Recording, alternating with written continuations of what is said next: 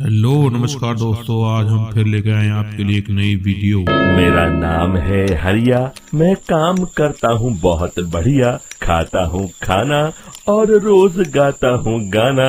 अरे यार, आज तो बहुत देर हो गई। इस खतरनाक जंगल को देखकर तो मेरे हाथ पैर ठंडे हो गए हैं। अगर मैं वक्त पर गांव नहीं पहुँचा तो मालिक बहुत नाराज हो जाएंगे। तभी हरिया को एक आवाज सुनाई देती है। सुनिए हरु जी। अरे, ये आवाज किसने दी? तभी हरिया को सामने कुछ दूर एक औरत खड़ी दिखाई देती है। अरे भाई, ये औरत अकेली इतनी रात को इस जंगल में क्या कर रही है?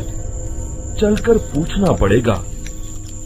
फिर हरिया अपनी बैलगाड़ी उस औरत के सामने लाकर रोक देता है और उससे पूछता है, अरे सुनिए, आप इतनी रात को इस खतरनाक जंगल में अकेली क्या कर रही हैं?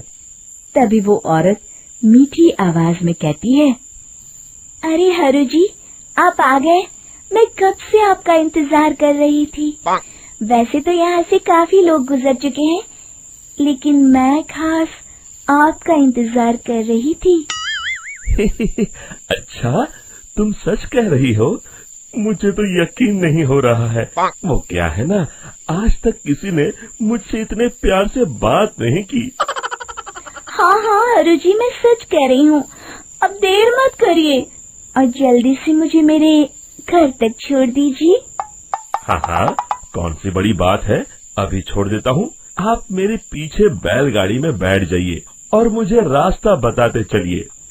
फिर वो औरत हरिया की बैलगाड़ी में बैठ जाती है और हरिया बैलगाड़ी हाँकता हुआ आगे चल पड़ता है। फिर उस औरत के बताए हुए रास्ते पर चलते चलते हरिया बैलगाड़ी लेकर एक काली गुफा के आगे आकर रुक जाता है। हरिया उस औरत से पूछता है, हाँ देवी जी, आपका घर कहाँ है? यहाँ तो एक गुफा के अलावा और कुछ नहीं है। तभी अचानक वो औरत हवा में उड़ने लगती है। देखते ही देखते उसका सुंदर रूप एक डरावनी चुड़ैल में बदल जाता है और वो जोर जोर से हंसती है। अरे तू तो एक नंबर का बेवकूफ निकला। तू तो बड़ी आसानी से मेरी बातों में आ गया। अरे मर गया रे, ये तो एक चुड़ैल है। हे भगवान बचा ले, ये तो बड़ी डरावनी दिखाई दे रही है। और फिर अगले ही पल हरिया की बैलगाड़ी में रखा सारा सामान हवा में उड़ता हुआ उस काली गुफा के अंदर चला जाता है और वो चुड़ैल भी उस गुफा के अंदर जाकर कहीं गायब हो जाती है। हरिया ये नजारा देख बुरी तरह घबरा और परेशान हो जाता है। अरे, ये चुड़ैल तो मेरा सारा सामान लेकर गुफा में गायब हो गई। अब क्या होगा? अगर मैं गांव खाली हाथ गया तो मालिक मेरी अच्छी खबर लेंगे। मेरी इस बात का कोई यकीन भी नहीं करेगा। फिर आखिर वही हुआ। हरिया के मालिक चंपक सेठ को हरिया की किसी भी बात पर रत्ती भर भी यकीन नहीं हुआ। चंपक सेठ को लगा हरिया झूठ बोल रहा है और उसने ही लालच में आकर सारा सामान हड़प कर लिया है। फिर हरिया को बेईमान समझकर चंपक सेठ उसे काम से निकाल देता है। अगले दिन अपनी दुकान में परेशान बैठा चंपक सेठ गुस्से में बड़बड़ाता है, अरे, दुकान में तो सामान बिल्कुल भी नहीं है। अब मुझे ही शहर जाकर सामान लाना होगा।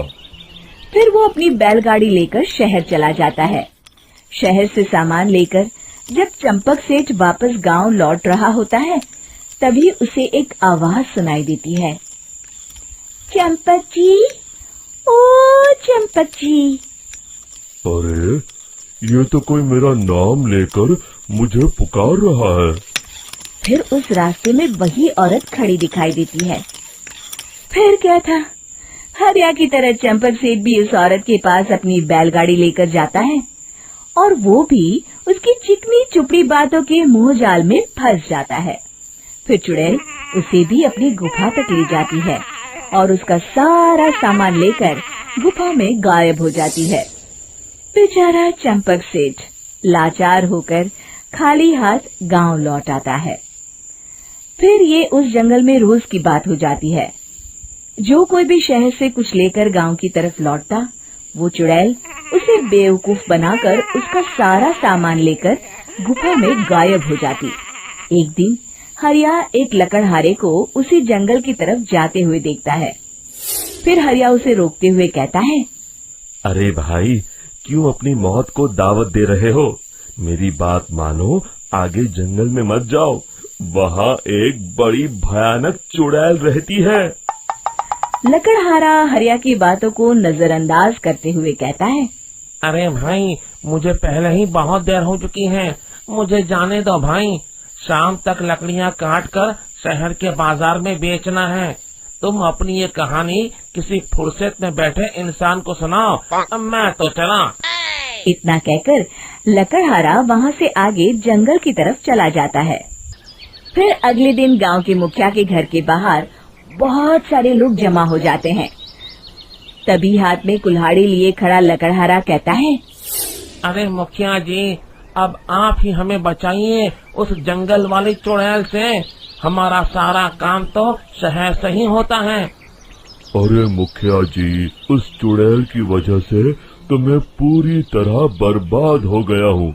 हम सबको मिलकर उस चुड़ैल का कोई इलाज करना पड़ेगा। तभी भीड़ में खड़ा वीरा कहता है, आप लोग चिंता मत करिए, कल से वो चुड़ैल किसी को नहीं लूट पाएगी। मेरे पास एक बहुत अच्छी तरकीब है। तभी चंपक सेठ उसका मजाक उड़ाते हुए कहता है, अरे तेरा नाम वीरा है तो क्या हुआ? तूने अभी उस चुड़ैल को देखा नहीं है? जाकर अपना काम कर, बड़ा आया। तब मुखिया जी कहते हैं, नहीं चंपक सेठ, मुझे लगता है हमें इस लड़के को एक मौका देना चाहिए। फिर सभी गांव वाले मुखिया जी की बातों से सहमत हो जाते हैं और वीरा शाम को एक बैलगाड़ी में कुछ सामान लादकर उस जंगल की ओर चल देता है। वीरा, ओ वीरा, कहाँ जा रहा है? तभी वीरा मुड़ के देखता है, वही चुड़ैल एक औरत के रूप में खड़ी है। अरे बहन जी, मैं आपको ही ढूंढ रहा था। देखिए, मैं आपके लिए क्या लाया हूँ। अरे वाह, तो खुद मेरे लिए इतना सामान लाया है। तू ही अकेला गांव में समझदार है। जरा देखो, मैं भी खोल के, बड़े भूख लगी है। जैसे ही चुड़ैल उस सामान पर से कपड़ा हटाती है, एक भगवान शिव की तेज रोशनी उसके अंदर मूर्ति से निकलती है और चुड़ैल अपने असली रूप में आकर जलने लगती है। अरे मैं जल रही हूँ, बचाओ! बचाओ! ओम नमः शिवाय, मर गई मैं! देखते ही देखते वो चुड़ैल राख के साथ उड़ जाती है और सभी गांव वाले भी वहां आ जाते हैं। शिक्षा बुराई पे सदा अच्छाई की ही जीत होती है। तो इस वीडियो को जरूर शेयर करें और हाँ, इस चैनल को भी सब्सक्राइब करना ना भूलें।